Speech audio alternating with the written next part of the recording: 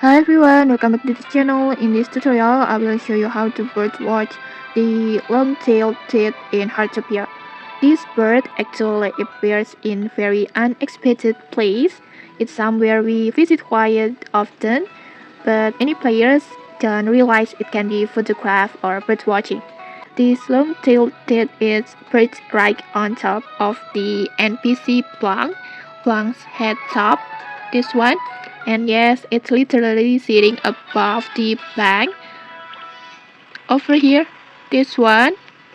So the trick is very simple. Just go find NPC Blanc, and then when you see Blanc, just equip your scanner, birdwatching scanner, and then just take a photo of the birds above his head like this. And once you successfully take a picture or birdwatching, the long-tailed tit info card will unlock automatically in your birdwatching collection.